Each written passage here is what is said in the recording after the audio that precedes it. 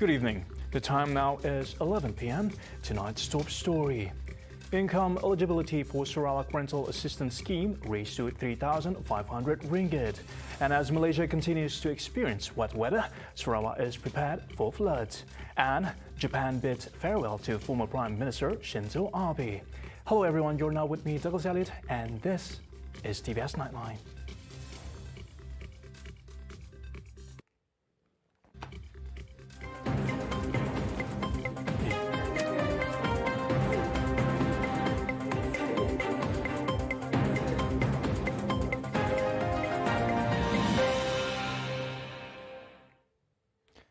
The household income eligibility requirement for the Sarawak Rental Assistance Scheme, or SRAS, application has been raised to 3,500 ringgit per month from 2,131 ringgit per month previously.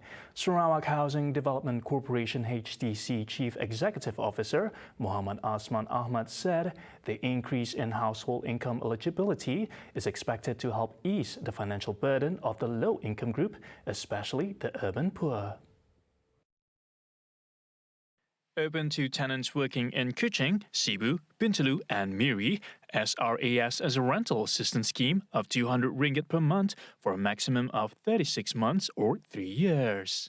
He added the 48 million ringgit scheme allocated by the state government is expected to benefit about 20,000 eligible households. Among the criteria for the SRAS application are Malaysian citizens and permanent residents in Sarawak possessing MyCard with K status, aged 21 years old and above, married, single father or mother with at least one child under their care, and recipients of the e-Kasih aid. Priority will also be given to persons with disabilities or PWD. Those interested can obtain information and download the SRAS application form for free from HDC website as shown. Completed forms must be sent to the HDC offices in Kuching, Cebu, Bintulu and Miri. METMALAYSIA expects continuous rain in several areas in Sarawak, Sabah and Labuan. It said the affected areas in Sarawak are Muka, Bintulu, Subis, Beluru, Miri, Marudi and Limbang.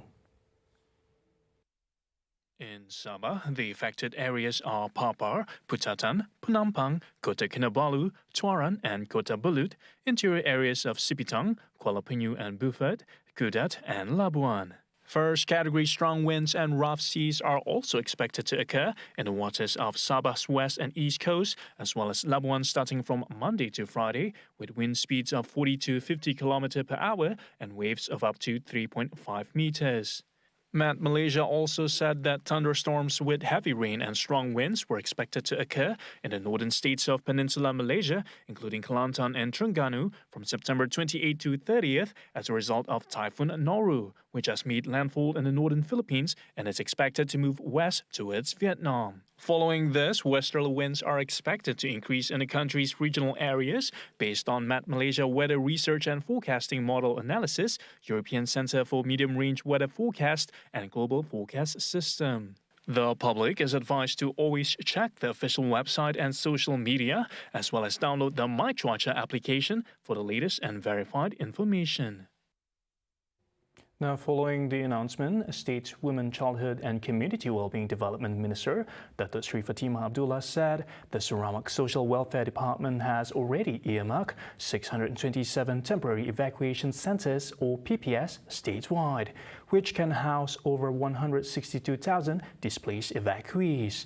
Additionally, she said 25 frontline bases had been set up to store dry goods to be distributed to the evacuees. Saya bagi contoh tadi di Mukah, di Nangabao, di mana jalan tak ada jalan yang menghubung dari Mukah ke Nangabao, tetapi pengangkutan masih menggunakan jalan air. Jadi tempat seperti ini di mana pengangkutan ataupun transportation will take time. Maka dengan itu diwujudkan pangkalan hadapan di rumah panjang itu sendiri, kawasan rumah panjang itu sendiri, supaya sekiranya kawasan rumah panjang tersebut dinaiki air, banjir dan mereka terputus makanan ke, ya, maka pangkalan hadapan di situlah tempat di mana makanan disimpan dan akan diagihkan dengan segera kepada penduduk di tempat tersebut. She said this after officiating the Sarawak Disaster PPS Training and Simulation Program 2022 at Ranchan Multipurpose Hall, Surian on Tuesday. Similarly, she said if floods were to occur unexpectedly at areas that have never been flooded before, then that area will be identified and PPS will be set up immediately. Adding that the decision to set up the PPS will have to be made by the Divisional Disaster Management Committee and needs to be informed to the State Disaster Management Committee, SDMC. Fatima also advised the public not to set up their own temporary shelter as they need to adhere to the standard operating procedure.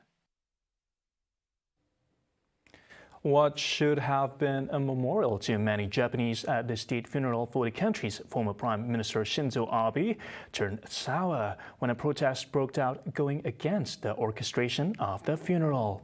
Their cause is simple and justified, as the funeral cost around 1.66 billion yen, or equivalent to 53.5 million ringgit. In July and August, more than 400,000 signatures were collected and submitted to the current Prime Minister's Fumio Kishida's office against holding the event.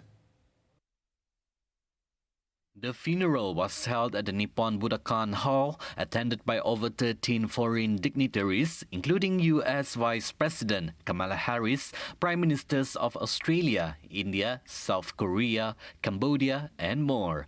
Many deemed the state funeral as unnecessary, as Abe was said to have links with the Unification Church, where many of its followers have been convicted for illegally obtaining money from people through the use of threats to even citing ancestral karma. This has also led to criticism of the ruling Liberal Democratic Party LDP, where 179 out of the 379 of the party lawmakers are tied to the religious group. But even with the protests, some came to mourn Abe, expressing gratitude for his contributions as the longest-serving Prime Minister of Japan. I thought I came out early, but there were already many people queuing up. I heard the opinions toward the state funeral are divided, and there were a lot of people against it. But when it came to the day of the state funeral, many people still came here to pay their condolences. Today is the last day to say a proper goodbye to Shinzo Abe. I went to the headquarters of the Liberal Democratic Party to pay my respects to Abe in July and also visited the site in Nara Prefecture where the incident happened. It's the last day to bid my farewell, so I must come here today.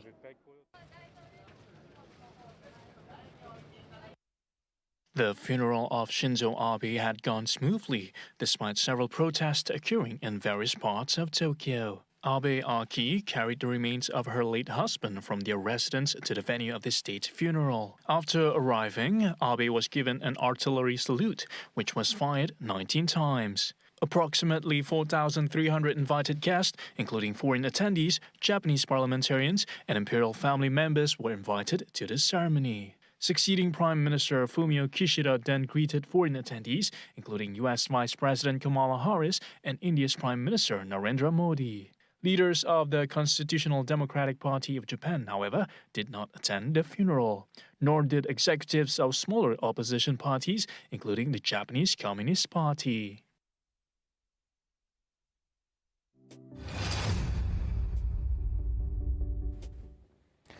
The Sarawak Security and Enforcement Unit, or UKPS, under the Premier's Department, has grown tremendously since its restructuring within the last 5 years. According to State's Premier, Datuk Petinggi Tan Sri Abang Johari Tun Openg, the additional strength in assets, infrastructure and human capital has enabled UKPS to carry out its tasks and operations on land and sea to serve the people's wishes for better security. Abang Johari revealed that he was satisfied with the performance of UPKS since its restructuring on June 22, 2017, due to its trained and committed personnel. He said with the restructuring, UKPS will be able to complement the efforts of other security agencies statewide to manage security better. He said in a speech at the UKPS 2022 ceremonial dinner at the Sarawak State's Legislative Assembly, Zun Complex, on Monday. During the ceremony, a total of 58 UKPS officers attended the dinner themed towards a ubiquitous security.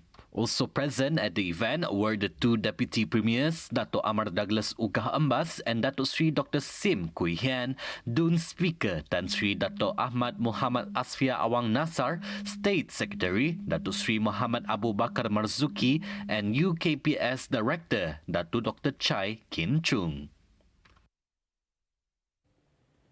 Sarawak has recorded a total of 46 lives lost out of 52 human cases to rabies cases since the disease incursion into the state in July 2017, including 8 deaths so far this year. While deaths can be averted by human vaccination, this intervention alone will never eliminate the disease and cost will only escalate over time. According to Minister of Food Industry, Commodity and Regional Development, Dato' Sri Dr. Stephen Rundi, investment in eliminating the risk of rabies at its source, dogs, is the most cost-effective measure. Vaccination of at least 70% of dogs in areas at risk is now accepted as the most effective way of preventing human rabies deaths. But I realized that these are the things that, in fact, rabies is preventable. I repeat, actually, rabies is preventable. So therefore, all the effort that we have made or we have planned or we are going to do will be very, very useful for the future of prevention of rabies. Only one thing, all we need to do is similar to what we did for or what we are doing for COVID-19 is vaccination. If we can vaccinate for animals and so on regularly, I think that's the only way for us to solve this problem. He said this in a speech at the Rabies in Borneo RIB Conference 2022 held in Kuching on Tuesday. At the same time, Dr. Rundi said the Sarawak government has allocated a sum of 7.07 million ringgit under the Plan of Action for Rabies Control and Elimination Program. As such, the newly established Immune Belt Enforcement Team by the Sarawak government to prevent the incursion of rabies along the Sarawak-Kalimantan border that spans over 1,200 kilometers from Lundu to Lawas. The most alarming situation we're in, if we go to the interior part of Sarawak, not many people are really aware of this problem. So if it goes all the way into the interior, that's where our concern is. So that's why this immune belt is very important for us to be able to reach them before the virus reach them. So that is actually, I'm thankful to the government of Sarawak that they are able to notice this. That this is not only for rabies. This is for other part of communicable diseases that we are facing in terms of virus and so on, which is between human and man, animal and man and so on. In conjunction with the conference, he said everyone must be reminded that the World Rabies Day is also celebrated annually on September 28th to raise awareness of rabies prevention. This year's theme is Rabies, One Health, Zero Deaths. By working together, everyone can all play a role in keeping people and animals safe from rabies. This is in line with Sarawak's aim to achieve rabies-free status by 2025. For the record, a total of 222,926 animals has administered with the anti-rabies vaccination as of September 16 this year. Still to come, search and rescue operation for Samalaju Croc incident resumes tomorrow. Plus, mystery gas leaks hit major Russian undersea gas pipelines. Right here on TVS Nightline, stay tuned.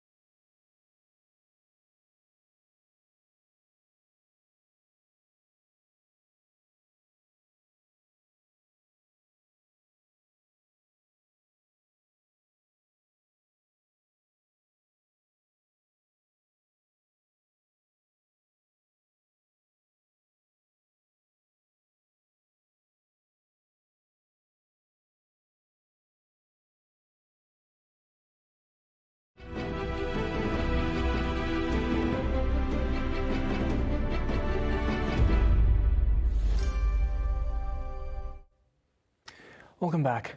The search and rescue operation to locate a foreign man believed to have been involved in a crocodile attack in Sungai Sembah, Samalaju in Bintulu on September 18 has been reactivated. The operation was called off on September 24th after no leads were found in locating the missing victim. A spokesperson from the Sarawak Fire and Rescue Department Bomba, when contacted, said the operation was reactivated at the request of the Consulate of the Republic of Indonesia. The first day of the search, led by Bintulu Bomba Chief Wan Kamarudin Wan Ahmad, covers a radius of 2 kilometers along both upstream and downstream of Sungai Samalaju and Sungai Sembah. The operation was postponed at 6 p.m. with no leads on the victim's whereabouts and will resume tomorrow. The victim has been identified as Hermanto in his 40s. On September 18, an eyewitness known as Ardian Shah, 27, told the search team that the victim was attacked by the vicious reptile and dragged to the other side of the river during the incident. According to Bintulu Fire and Rescue Department Bomba Zone Chief Wan Kamarudin Wan Ahmad, a team from the Samalaju Fire Station was dispatched to the scene after receiving a call about the incident at 11:20 p.m. The Ministry of Health, MOH, is considering in adding more medical social work officers, or PKSP, nationwide. Its Deputy Minister of Health, Dato Aaron Ago Dagang, said the effort is to withhold the capacity in handling psychosocial patients in public institutions. Aaron went on to say that the addition of PKSP is among the agendas his ministry is focusing on.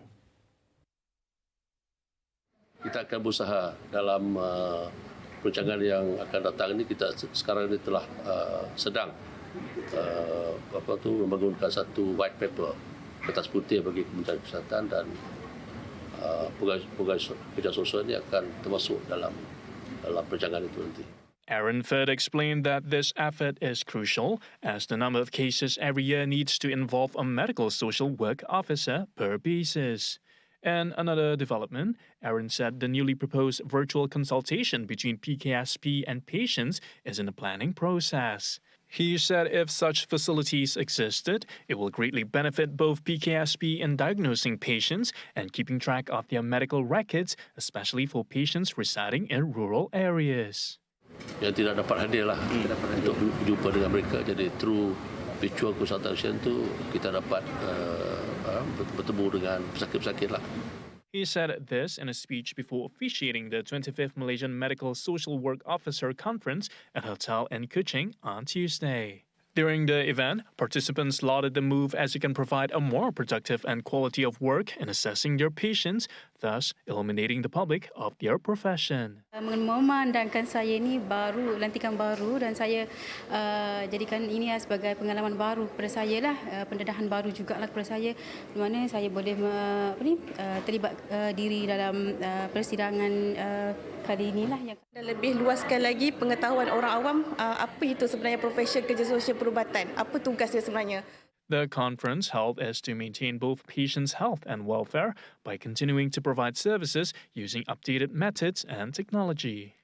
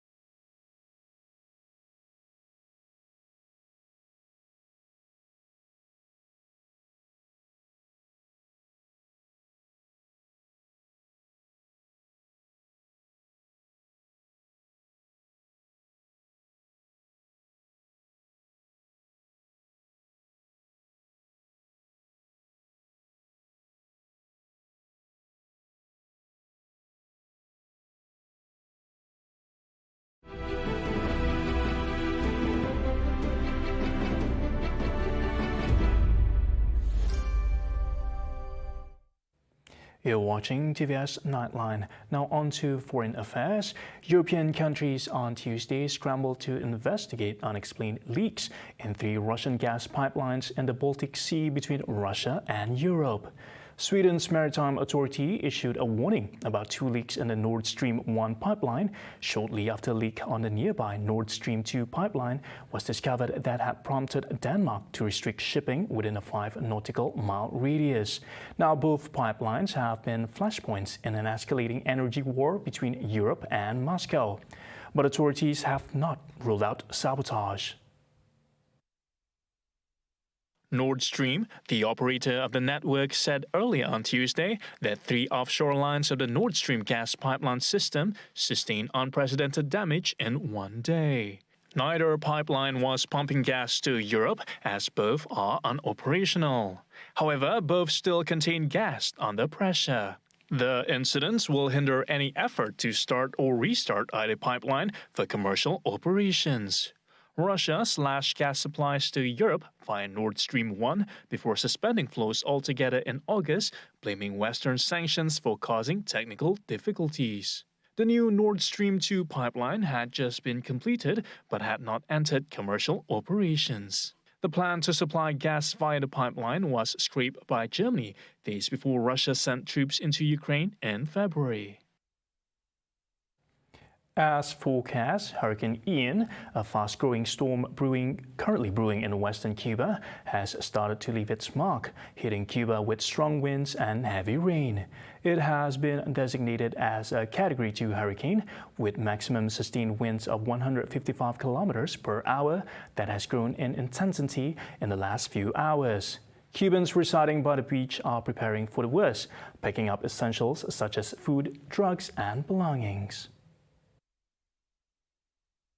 You know, it's dangerous as everything. We always get protected, but as we live by the beach, we're almost used to this. We always go to the town as a lot of water comes here. Water raises highly. We protect our belongings and go to town. We're already used to these things. The storm gets stronger. Water always rises up to the knees, and this affects the south up to here. Everybody is preparing, getting their houses ready because they are in a bad conditions, and in case of any setback, they keep their belongings, drinking water, food, and drugs in case of any problems that may happen. Current evacuation initiatives, according to Batabano's mayor, Suleika Roche, are focusing on moving children and the elderly towards high ground. A hurricane is approaching, and we are here saving human lives, going house to house, taking out the elderly and children. The storm is forecast to develop into a Category 3 hurricane that will hit Florida, where residents are gathering supplies and filling sandbags, bracing for the inevitable. It is expected to hit north of Tampa Bay early on Friday, September 30th, or turn northwest toward Panhandle. Well, I think this is really much more of a direct hit. Now, with Irma, we knew that it would probably be here, but it wasn't as bad, but yet it tore off the front of my building, the fascia, and we had to replace that. So this is a real thing, and I would hope that everyone would think about evacuating if you do not have a place that's safe. They say mandatory evacuation. It's time to go. We're really concerned about the surge because that can do more damage than the actual storm. So we're preparing for a surge, and it's pretty devastating. It can be pretty devastating. Joe Biden's administration announced a public health emergency on Monday and said it is now working with local officials to provide evacuation and relief support. Hurricane Ian will affect a total of 21 million residents in Florida. Additionally, meteorologists expect 15 to 30 centimeters of rain on both Florida's Gulf and Atlantic coasts on Thursday. In the world's first planetary defense system test, NASA on Monday successfully slammed its DART spacecraft into an asteroid in an attempt to prevent a potential doomsday meteorite collision with Earth. The intentional mission was devised to determine whether a spacecraft is capable of changing the trajectory of an asteroid, sending it off course just enough to keep our planet out of harm's way. Humanity's first attempt to alter the motion of an asteroid or any celestial body played out in a NASA webcast from the Mission Operations Center 10 months after DART was launched. Cheers erupted from the control room as images of the target asteroid, captured by DART's onboard camera, grew larger until the signal was lost, confirming that the spacecraft had crashed into Dimorphos. Oh, the test went spectacularly. It was really everything that we expected, and even honestly more. We were sitting there watching these images come in as we got closer and closer to Dimorphos, saw those surface features, and they came into focus. I think all of us had said it would be spectacular, and it was. The live stream showed images taken by DART's camera as the cube-shaped impactor vehicle, the size of a vending machine, streaked into the asteroid's Dimorphos, about the size of a football stadium, some 11 million kilometers from Earth. DART's celestial target was an oblong asteroid moonlet, about 170 meters in diameter, that orbits a parent asteroid 5 times larger called Didymus. So we're going to be seeing that data come down soon in the next couple of days, and then over the next 2 months we're going to see more information from the investigation team on what period change did we actually make, because that's our number 2 goal. Number 1 was hit the asteroid, which we've done, but now number 2 is really measure that period change and characterize how much ejecta we actually put out. DART, launched by a SpaceX rocket in November 2021, made most of its voyage under the guidance of NASA's flight directors, with control handed over to an autonomous onboard navigation system in the final hours of the journey. Sejahtera Asia will continue on celebrating our young athletes who have awarded Sarawak with gold medals at the recent Sukma Games. Tomorrow, join hosts Juzak and Alexin with our archery champions Natasha Muhammad Sharudin and Josiah Wong, accompanied by their coach Ahmad Alif. Then stay tuned for the know-how on everything rabies, especially its prevention under the recent establishment of IPAT. Dr. Noor Baizura Jamali and Medical Officer Catherine Lawai will give you the insights. 7:45 a.m. tomorrow on Astro Channel 122 and My Free View.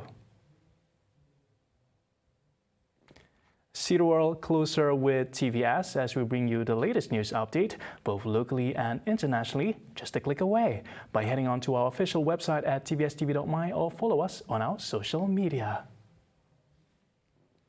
And that's all the time we have for TVS Nightline. My name is Douglas Elliott. Thank you for watching.